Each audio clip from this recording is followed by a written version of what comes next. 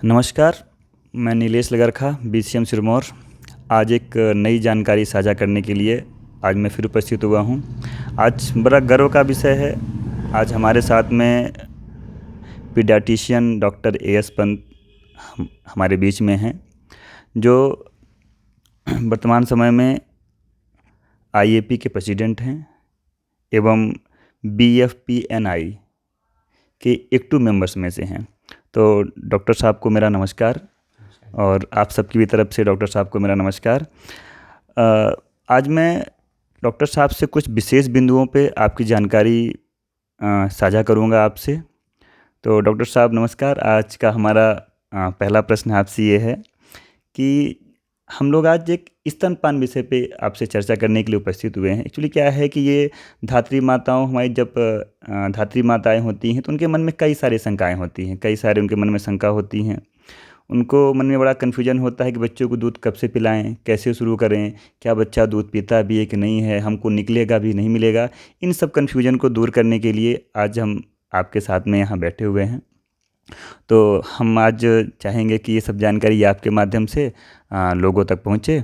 तो आज के इसमें हमारा पहला सवाल है कि स्तनपान शुरू कब से करना चाहिए?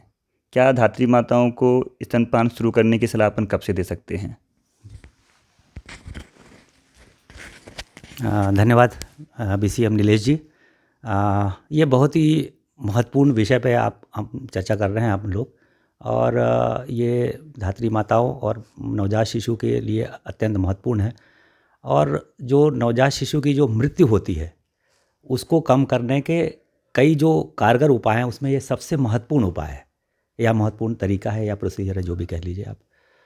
अब जहाँ तक आपका ये सवाल है कि धात्री माता को या डिलीवरी के पश्चात कब बच्चे को स्तनपान शुरू करना चाहिए, तो ये बहुत ही कॉमन प्रश्न है, आजकल अधिकांश लोग जानते हैं। और उसमें हमारा सिर्फ इतना एक मैं जोड़ना चाहूँगा कि उसमें ऐसा नहीं है, कोई टाइम बाउंड नहीं है कि अपन को आधे घंटे में पिलाना है या 20 मिनट में पिलाना है। उसको हम लोग अंग्रेजी में शब्द बोलते हैं एज अर्ली एज पॉसिबल।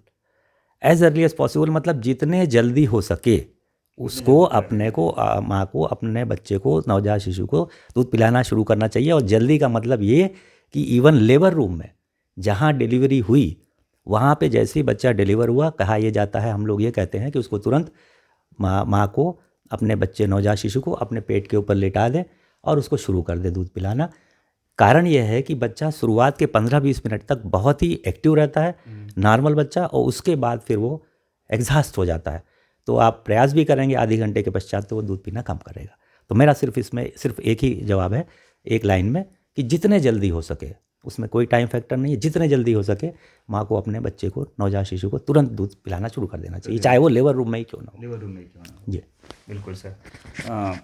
इसके बाद अक्सर सर हम लोग को क्या कहा जाता है कि जो पहला बच्चे का दूध होता है, गाढ़ा पीला दूध जो पहला निकलता है, वो बच्चे को टीका कहा जाता है। आखिर ऐसा क्यों? उसके संबंध में हम ये कहेंगे कि टीके का मेन महत्व क्या होता है। जब भी हम टीकाकरण करते हैं किसी भी बच्चे को, तो हम बीमारियों से लड़ने के लिए, बचाने के लिए करते हैं। तो माँ का दूध अगर बच्चा तुरंत पा जाता है तो कम से कम बहुत सारी बीमारियाँ जो माँ अपने जीवन काल में झेल चुकी है, उन सब से ऑटोमेटिकली उसका बचाव हो जाता है। मतलब रेडीमेड बने बनाए एंटीबॉडीज़ जो हैं वो माँ के दूध से बच्चे को मिल जाते हैं। और वो सारी बीमारियाँ, जैसे आप देख रहे हैं मीज़ल्स की बीमारी माँ को कभी अगर जीवन में हुई है तो उसके बच्चे को 6 महीने तक तो होने की संभावना ही नहीं है। इसीलिए आपने देखा है कि हम लोग टीका जो लगाते हैं मीज़ल्स का, वो 9 महीने के बाद लगाते हैं। कारण यह है कि 6 महीने तक उसको वो सारी बीमारियों से ऑटोमेटिकली बचा हो जाता है जो बीमारियाँ माँ को हो चुकी हैं। और एंटीबॉडीज़ रेडीमेड बने बनाए तैयार एंटीबॉडीज़ भोजन के साथ में उसको माँ के दूध से बच्चे को प्राप्त हो जाती है। बिल्कुल सर। अक्सर क्या होता है सर कि माताएं तो शुरू कर देती हैं, लेकिन उनके मन में एक शंका रहती है कि हम बच्चों को दूध पिलाएं कब तक। क्या है कि बच्चा कब डिमांड करता है, या माँ के मन में हमेशा भ्रांति बनी रहती है कि हम कब कब पिलाएं। कभी भी माँ अचानक बच्चे को जगा के पिलाने लगती है। क्या सर ऐसा कुछ है, कब हमको कब पिलाना चाहिए? इसमें कोई ऐसा नीलेश जी हार्ड एंड फास्ट रूल नहीं है। हर बच्चे में अलग अलग होता है, जैसे बड़ों में अलग होता है, कुछ बड़े जो हैं जल्दी खाना खा लेते हैं, कुछ देर से खा लेते हैं, या कुछ जो है 2-3 घंटे बाद उनको भूख लगती है। इसी प्रकार हर बच्चे में अलग होता है। तो इसको हम लोग कहते हैं डिमांड। जब भी बच्चा डिमांड करता है, माँ को अपनी स्थिति के अनुसार उसको सही पोजीशन में लेके पिलाना चाहिए, और ये देखना चाहिए कि उसको पर्याप्त मात्रा में दूध मिले। इसके लिए वो पूरा समय दे उसको। कहने का मतलब, अगर एक बार उसने स्तनपान शुरू किया अपना, तो बीच में उसको इंटरप्ट नहीं करना चाहिए, उसको समय दे।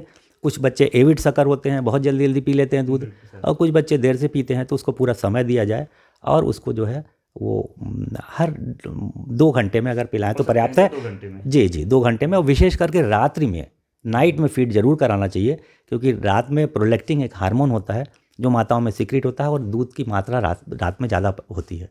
तो ये निश्चित रूप से रात में फीडिंग कराना अति आवश्यक है। अच्छा सर, होता क्या है कि अभी आपने कहा कि डिमांड की बात, तो बच्चा, जैसे मुझे लगता है हर माँ भी कहती है कि जब तक बच्चा रोएगा नहीं तो दूध मिलेगा नहीं उसको, तो क्या बच्चे का हर बार रोना उसको ये कहा जाए कि डिमांड है, या बच्चा दूध मांग रहा है हमसे? देखिए, बहुत ही सही बोला आपने। बच्चे के रोने के बहुत से कारण होते हैं, और मैं यहाँ एक लाइन ऐड करना चाहूँगा कि हर रोने वाला बच्चा भूखा नहीं होता। भूख की वजह से बच्चा रोता है, लेकिन हर रोने वाला बच्चा भूखा नहीं होता। ये ऐसा हम लोग काउंसलिंग, हाँ, मैं काउंसलिंग में यही समझाते हैं हम लोग कि अगर बच्चा रो रहा है और उसको आपने पेट में दर्द की वजह से रो रहा है, बच्चा गीला है तो रो रहा है, बच्चा जो है, माँ अगर दूसरे कमरे में चली गई तो रो रहा है, तो क्या ऐसे सारे बच्चों को हमको ऊपर का दूध तो नहीं पिलाना है? तो माँ खुद ही धीरे धीरे समझ जाती है कि बच्चा भूख की वजह से रो रहा है या किसी बीमारी से रो रहा है, क्योंकि माँ जो है बच्चे के साथ दिन भर रहती है। लेकिन हर रोने वाले बच्चे को ऊपर का दूध नहीं पिलाना है। अगर वो रो रहा है तो आप अपने विशेषज्ञ शिशुरोग विशेषज्ञ को दिखाइए, पर केवल रोने से ये नहीं बता सकते कि बच्चे को दूध की आवश्यकता है या नहीं है। Thank you sir. एक चीज़ और है सर, जिससे अपन लोग क्या होता है कि कुछ माँ के सवाल भी आते हैं बीच बीच में कि 6 माह तक हम बच्चों को दूध पिलाने की सलाह देते हैं और बच्चा हमारा दूध पीता है, लेकिन क्या उसको उस 6 महीने में संपूर्ण आहार मिल जाता है? क्या हम उसको अन्य आहार की आवश्यकता नहीं पड़ती उस बच्चे को? बिल्कुल सही नीलेश जी, कतई नहीं पड़ती। माँ का दूध संपूर्ण आहार है, और 6 महीने तक जो भी भोजन के घटक होते हैं, carbohydrate, protein, fats, vitamin, mineral, पानी इत्यादि, उसको पर्याप्त मात्रा में 6 महीने तक रहता है। इसीलिए हम लोग कहते हैं कि उसका शारीरिक, मानसिक, बौद्धिक, इमोशनल, स्पिरिचुअल हर प्रकार का डेवलपमेंट होता है। और 6 महीने के पहले कोई भी चीज़ देने पे उसके इन्फेक्शन होने की संभावना बढ़ जाती है, एक। और दूसरा, उन चीज़ों को देने से उस चीज़ों की, उन भोज्य पदार्थों की एलर्जी होने की भी संभावना बढ़ जाती है। इसलिए 6 महीना यानी बिल्कुल ठीक 6 महीना तक बच्चे को किसी भी तरह से ऊपर के ना तो आहार की ज़रूरत है, ना तो पानी की ज़रूरत है। विशेष करके घूटी या अन्य किसी तरह के ग्राइप वाटर इत्यादि चीज़ों की कतई भी आवश्यकता नहीं होती। मतलब कि बच्चे को जितनी आवश्यकता होती है उसको उतना दूध मिल जाता है, उसकी बॉडी के साथ उसको मिल जाता है। अच्छा, कभी कभी होता क्या है सर कि कुछ बच्चों को माँ बॉटल शुरू कर देती हैं बीच में, तो इसके क्या नुकसान हो सकते हैं? ये आपका बहुत ही महत्वपूर्ण प्रश्न हुआ, और इसको थोड़ा समय 1-2 मिनट लेते हुए समझाऊंगा। बॉटल फीडिंग बच्चे को ना तो आज देना है, ना कभी देना है, ना किसी भी परिस्थिति में नहीं देना रहता है। कारण यह है कि बॉटल को आप कितनी भी सफाई से साफ़ करें, बॉटल तो साफ़ हो जाती है, पर जो उसकी रबर की जो टीथ होती है वो साफ़ नहीं हो पाती। उसको कितनी बार भी आप साफ़ करने का प्रयास करें, उसमें कुछ न कुछ दूध की मात्रा रही आती है, जो कि एक महत्वपूर्ण कारण हो जाता है बच्चे के पेट में इन्फेक्शन होने का या गैस्ट्रोएंटेराइटिस होने का। अब अगर माँ बहुत ही एजुकेटेड है, समझदार है, और बहुत बार उसको बॉयल करके भी दूध पिला रही है, तो मान लीजिए आपने इन्फेक्शन को बचा लिया, लेकिन एक बार भी अगर आपने बॉटल से फीड करा दिया, तो जो सबसे बड़ी समस्या होती है उसको हम लोग कहते हैं निपल कन्फ्यूज़न।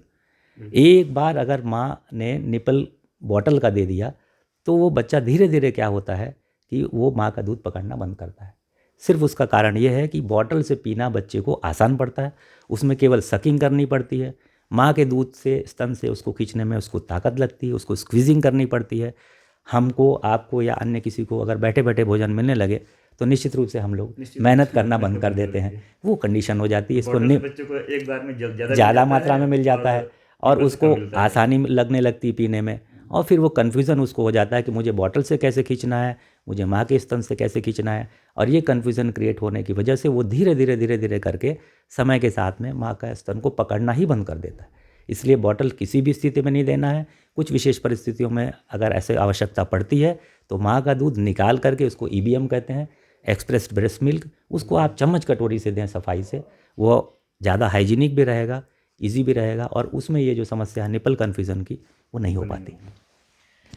बिल्कुल सर। और इससे एक चीज़ और होता है सर, अक्सर घूंटी का प्रयोग होता है, ये घूंटी क्यों नुकसानदायक है?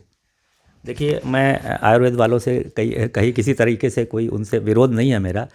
हो सकता है वो फ़ायदा करता हो, लेकिन मना क्यों करते हैं हम लोग? मना इसलिए करते हैं कि आपने कितनी भी सफाई से उसको दिया, उसमें कहीं ना कहीं से इन्फेक्शन होने का चांसेस है।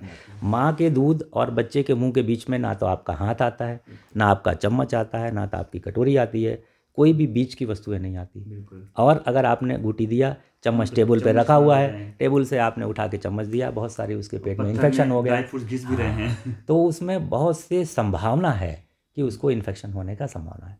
तो क्यों ऐसा रिस्क लिया जाए, इसलिए नहीं देना चाहिए। अच्छा सर, एक चीज़ और होता है, इससे कभी कभी माँ के से सुनने को मिलता है कि मुझे दूध नहीं निकल रहा है, तो बच्चों को कैसे पिलाएं? क्या ये ऐसा पॉसिबल है? ये अत्यंत महत्वपूर्ण प्रश्न है, और अधिकांश महिलाओं और उनके यहाँ जो लोग आते हैं देखने के लिए, उनके मन में ये भ्रांति रहती है। तो ये चीज़ को आज आप लोग अच्छे से समझ लें कि ऐसी दुनिया में कोई माँ नहीं होती जिसके बच्चा हो जाए और दूध ना हो। ये आप इसको समझ लें। इसको प्राइमरी लैक्टेशनल फेलियर जिसको कहते हैं, इस तरह की कोई कंडीशन नहीं होती है। और अगर बच्चा हुआ है, इसका मतलब है कि माँ के शरीर में इस तरह की चीज़ें हैं कि वो दूध उसको पर्याप्त मात्रा में होगा ही होगा। तो ऐसी कोई कंडीशन नहीं होती कि जिसमें बच्चा हो जाए और दूध ना हो। पिछले 40 वर्षों से हम लोग इस चाइल्ड केयर से जुड़े हुए हैं, और मैंने तो ऐसी दुनिया में माँ कोई नहीं देखी जिसके कि बच्चा हो गया और दूध ना हो। मन का भ्रम है। मन का भ्रम है। और ये एक्चुअल में दूध बनने की प्रक्रिया जो है, जब बच्चा पेट में रहता है तभी से शुरू हो जाती है, शुरुआत के 4 महीने से ही हो जाती है। तो ऐसा कुछ नहीं है। बाद में समस्या ज़रूर होती है, जब बॉटल फीडिंग शुरू करते हैं लोग, या पानी घूंटी देना शुरू करते हैं, फिर बच्चा दूध नहीं पीता है माँ का, उससे धीरे धीरे करके माँ का दूध, इसको सेकेंडरी लैक्टेशनल फेलियर कहते हैं। मतलब माँ का दूध पहले तो होता है, पर अगर उसको ऊपर का देना शुरू कर दिया तो फिर धीरे धीरे वो हो सकता है कम होने लगे। पर ऐसी कोई स्थिति नहीं होती है जिसमें कि वो कम हो या ना हो। और क्या ब्रेस्ट की साइज का भी ऐसा कुछ प्रभाव पड़ता है? अगर ब्रेस्ट छोटा है तो दूध कब निकलेगा? ये भी सही प्रश्न आपने पूछा। ऐसा कतई नहीं है। किसी भी साइज़ के ब्रेस्ट में उसके बच्चे के लिए पर्याप्त मात्रा में दूध होता है, क्योंकि साइज़ जो है फैट पर डिपेंड करती है, और जो दूध बनने की प्रक्रिया और दूध का निकलने के जो प्रोसेस है वो लैक्टिफेरस डक्ट और लैक्टिफेरस साइनस पर डिपेंड करता है। तो वो चाहे साइज़ छोटी भी हो, पर्याप्त मात्रा में होते हैं, इसलिए उसको पर्याप्त मात्रा में दूध मिलता है। और यहाँ तक कि ट्विंस भी हैं, जुड़ा बच्चे भी हैं, तब भी वो उस माँ के लिए, उस बच्चे का दूध बच्चे के लिए पर्याप्त रहता है। अंत में एक और सवाल सर, बस उसमें 2 मिनट का समय और लिया जाएगा। जैसे होता है क्या है कि कभी कभी बच्चा बीमार है या माँ बीमार है, तो क्या इन दोनों परिस्थितियों में, या बच्चा बीमार है तो हमें दूध नहीं पिलाना है, या माँ बीमार है तो बच्चों को हमें दूध नहीं पिलाना है? क्या ऐसा करना चाहिए? ये भी बहुत ही कॉमन प्रश्न है, और अक्सर लोग जानना चाहते हैं इसके बारे में। तो आज इस चीज़ को आप लोग अच्छे से समझ लें कि ऐसा कोई कंट्राइंडिकेशन नहीं है जिसमें माँ अपने बच्चे को दूध ना पिला सके। उदाहरण दे के बता रहा हूँ, अगर माँ को टीबी की बीमारी है तो वो उसके माँ के दूध से जो है वो बच्चे के शरीर में कीटाणु उसमें नहीं जाएंगे। अगर माँ खांसी करेगी उसके ऊपर तो निश्चित रूप से जा सकता है, तो वो तो जो सामने बैठा है उसके ऊपर भी जा सकता है। तो उसको ड्यू प्रिकॉशंस लेना है। अगर टीबी की बीमारी है तो मुंह में कपड़ा लगा करके रखे, मास्क का यूज़ करे, हर बार अपने हाथ धोए बच्चे को छूने के पहले, लेकिन अपना दूध पिलाना जारी रखे। और आजकल तो इतनी अच्छी एंटी ट्यूबरकुलर ड्रग्स आई है कि 15 दिन के अंदर माँ जो है नॉन इन्फेक्शस हो जाती है। दवाई लेने के बाद में उसमें कीटाणु भलाए रहते हैं, पर वो बीमारी फैलाने लायक नहीं रहते। तो चाहे टीबी की बीमारी हो, चाहे HIV की बीमारी हो, चाहे पीलिया की बीमारी हो, चाहे जो आजकल कोविड की बीमारी फैली हुई है, उन सभी परिस्थितियों में, किसी भी स्थिति में कोई भी कंट्राइंडिकेशन नहीं होता।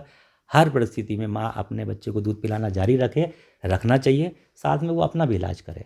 इसी प्रकार से बच्चे में ऐसी कोई कंडीशन नहीं है जिसमें वो अपना दूध ना पिलाए या ना पी सके। कुछ स्पेशल सिचुएशंस रहती हैं जिसमें ओट उसका फटा हुआ है, कटा हुआ है, तो उसमें भी पिलाना है, दूध पीना है बच्चे को, किसी भी बीमारी में देना है, पर उसमें थोड़ा तरीके अलग हो जाते हैं। बिल्कुल सर। ओवरऑल देखा जाए तो हमें बच्चे को दूध पिलाना ही है, कंडीशन चाहे जैसी भी हो, और 6 माह तक केवल स्तनपान, 6 माह के बाद ऊपरी आहार के साथ में उसको 2 साल तक हमें दूध कंटिन्यू रखना है। तो सर आपका बहुत बहुत धन्यवाद इतनी अच्छी जानकारी साझा करने के लिए। हम सबको इसके माध्यम से, आपके माध्यम से जानकारी मिली। सर को बहुत बहुत धन्यवाद। मैं Nilesh Lagarkha doctor A S Pant के साथ में आगे की जानकारी अगली कड़ी में साझा करने के लिए आपके बीच में फिर उपस्थित होऊंगा। सबको नमस्कार।